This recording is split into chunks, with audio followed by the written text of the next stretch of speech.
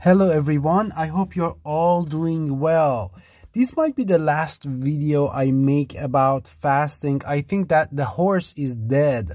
I have beat it really hard in the past few videos about fasting, and I mean, those who can think and reason, of course they're gonna see the truth, and those who don't, they are not going to be convinced. However, I really want to just look at it from the eyes, from the perspective of those who do the fasting in the traditional way, the way that Islamic sects do currently their fasting. Let's look at it. Let's see what it means together. It's not going to take too much time. Let's look at it together. I'm not even going to explain too much. We're going to jump into the meaning as they understand and perceive. So this is the English translation. I'm not going to go over the Arabic. I'm going to just recite it as needed. So this is how they translate it. This is how the Islamic sects translate this verse. This is verse number 187 of chapter 2. So it says, it has been made permissible, or halal, permissible for you, the night of fasting, to have sex with your women. So this is really important. The word over there is not wives, it's women. And we're going to get to it, because back in the old days, people had obviously wives, and you had female servants, and then you had those with whom you had contracts. So it was not like just one person had one wife. There were several. So I want you to keep that in mind. Then it says they. Who is they talking about? Talking about your women. It says they, your women, are a clothing for you, and you are a clothing for them. This is no problem here. Then it says Allah knows that you were deceiving. Kuntum takhtanun. You were cheating on yourself, or you were deceiving yourself. So, فَتَابَ عَلَيْكُمْ وَعَفَى عَنْكُمْ. So he returned to you and he forgave you. So this is where I want you to pay attention. So from now on, فَالْعَانَ, from now on, بَاشِرُوهُنَّ. So they translate بَاشِرُوهُنَّ as have sex with them. Have sex with who?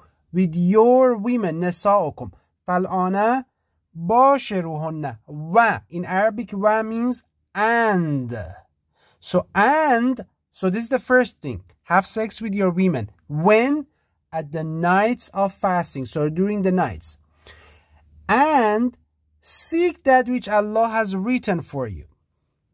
Then in the Arabic, in the text, what does it say? Another wav. So basically, like here we had a wa, and here we have another wa. So what does it mean again? And then it says number 3 starts here. So we went through number 1, we went through number 2. So number 3, this is where they get their fasting from. And eat and drink. So these 3 comes here. So do number 1. From now on, do number 1, and do number 2, and do number 3. How long? For how long should I do number 1, 2, and 3? So these three, for how long should I do them? Then it gives you a timeline until the white thread of dawn becomes distinct to you from the black thread of night. So what is this? This is basically the beginning of the dawn. So this is the beginning of dawn. So basically, the way they understand it, the way they are telling you, and I'm making this so that they can hopefully see this, and you can also see this and be sure about the true Quranic fasting. So basically, do number 1, have sex with your women, seek what Allah has written for you, and eat and drink until the beginning of dawn. So at the beginning of dawn, you have to stop these 3. You cannot pick and choose here like they do, because they put a G and I'm going to show that in the Arabic text to you, so you're going to see that. And then they segregate number 2, 1 and 2, and they only focus on number 3. And this is how they do tahrif. يحرفون الكلمة عن مواضعه. This is Quran actually talks to us about those who do this. It's talking about this Islamic sects. So they change the words from their positions to create new meanings for it. So they change the word. Even though Allah in the Quran has a wav here. What does wav mean? Wav means and. But what they do is that they remove that wav and they put a dot here. So they cancel this and they put a dot here and then they start from here. They say eat and drink until the... So what happened to number 1 and 2? So what happened to number 1 and 2? Why do you do tahrif?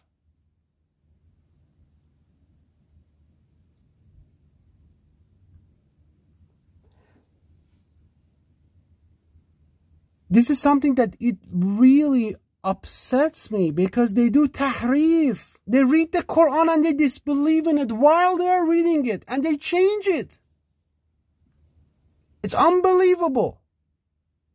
And when you tell them the truth, they get so mad at you and they call you the disbeliever and all kinds of names. But anyway, so honestly, I would not expect any less from the worshippers of Akbar. But so you can't do that. All these 3 is together. There's an and here. There's an and here.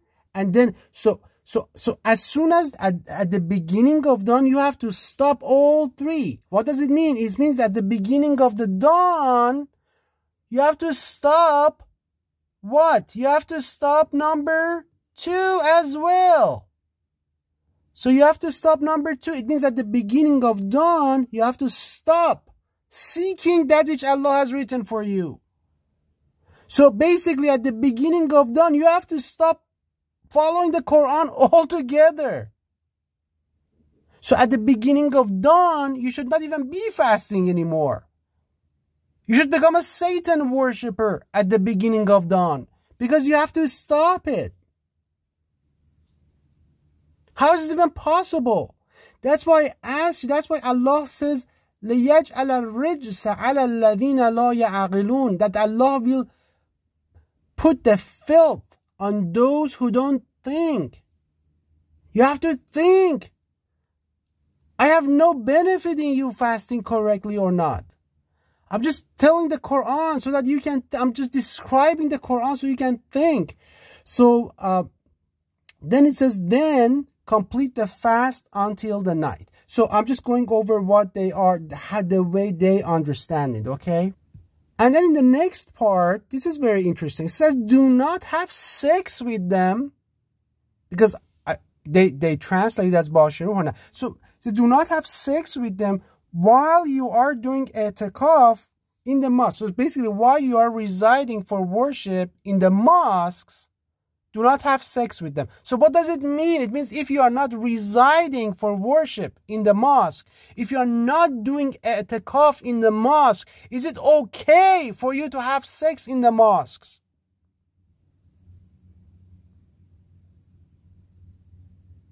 But anyway, this is a translation. So let's go back to the beginning. Read it quickly together.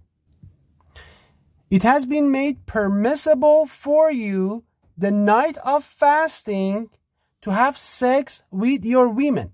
They are a clothing for you and you are a clothing for them. Allah knows that you were deceiving yourselves. So He returned to you and forgave you. So from now on, have sex with them, your women, and seek that which Allah has written for you, and eat and drink until the white thread of dawn becomes distinct to you from the black thread of night.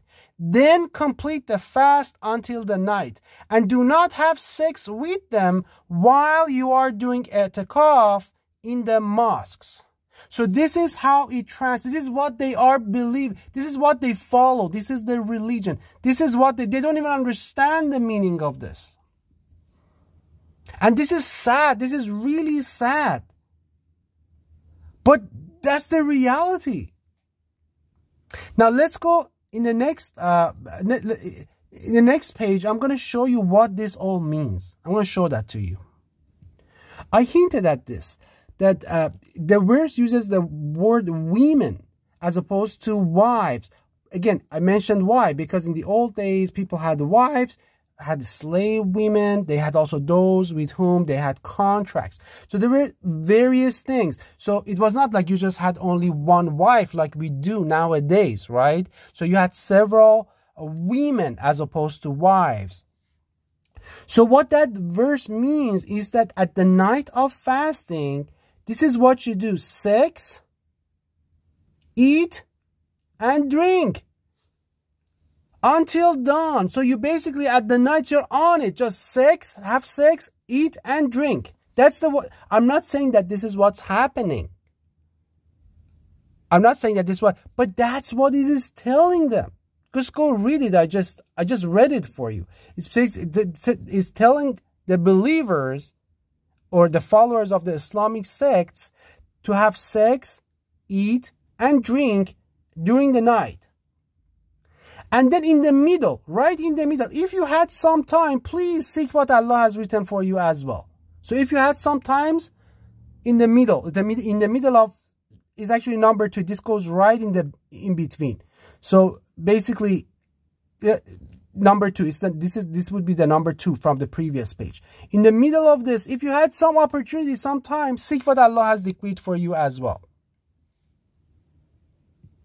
So what is this? And then as soon as dawn starts, as soon as morning starts, as soon as the beginning of dawn, stop having sex and stop eating and stop drinking. And obviously you have to stop seeking what Allah has written for you as well. But let's say if Allah had not said that, if number 2 did not exist, then the whole situation would be different, right? But even if number 2 did not exist, what does this even mean? Is this a form of food and sex lust? You basically deprive yourself of sex, eating, and drinking during the day, and then you suddenly release yourself at night? What is this? Think about it. Is this from Allah? Or is this from Satan? I swear by Allah, Satan is making fun of us. The devils are making fun of us. Is there anything godly in this? What is godly in this?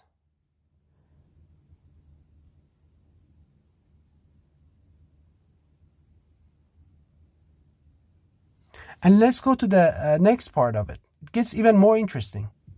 So you remember the part I read for you that says do not have, according to their translation, it says do not have sex with your wives while you are residing in a mosque. So why would Allah even say that? Think about it.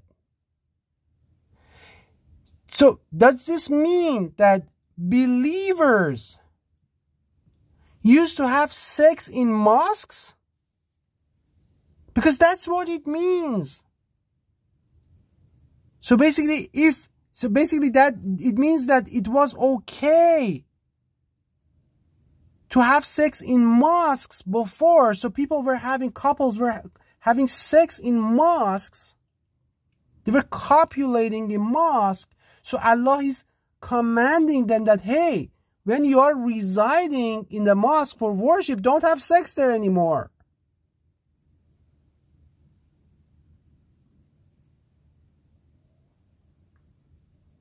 But other times that's okay. So go to the mosque. Other times that's fine.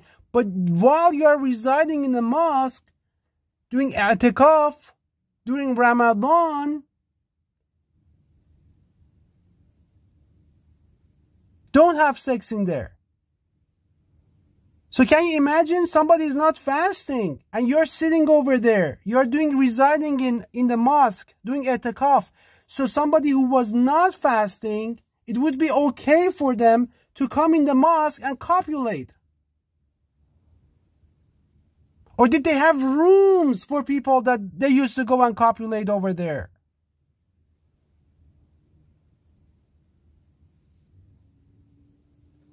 You don't understand the filth of what you're saying. You don't understand the filth of what you're inserting into the book of Allah. The tahrif you are doing. You are the gods of tahrif.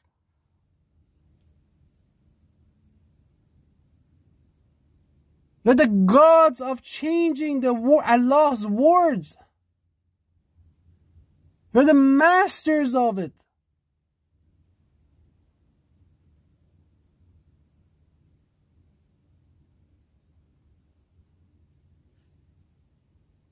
So is it okay to have sex in mosque while not doing i'tikaf? Well, of course, we know what this means. We know. I have the true translation of it. Bashiruhunna has nothing to do with having sex. Bashiruhunna comes from the wazn of fa'al. I went through the whole grammar. I don't want to go through it again. I have another video. I went through it an hour. But it means engaging with each other into a conversation. Fa'ala yufa'ala mufa'ala. So it means engaging into conversation, giving each other good news, giving each other news, conversing with each other. That's what it means. And rafath, again, I explained that what it means. Rafath is basically talking or obscene words, or talking while copulating. So I went over all that has nothing to this translation. They did it completely wrong. We know, and Allah gives us 3 examples of how to fast in the Quran. One is from Maryam, the other one is from Zechariah, and the other one is from Moses. So Allah gives us 3 fasting. There's no way anyone would be able to lose the way, lose the path when it comes to fasting. But they did. They did. They invented their own fast. They invented it. Anyway, just wanted you to see this. There's one more thing I wanted to show you. So this is how they do tahrif. You see this little G? So this means that you have to stop here. So they have put this little J. I don't know how you pronounce that. I call it, it sounds like G.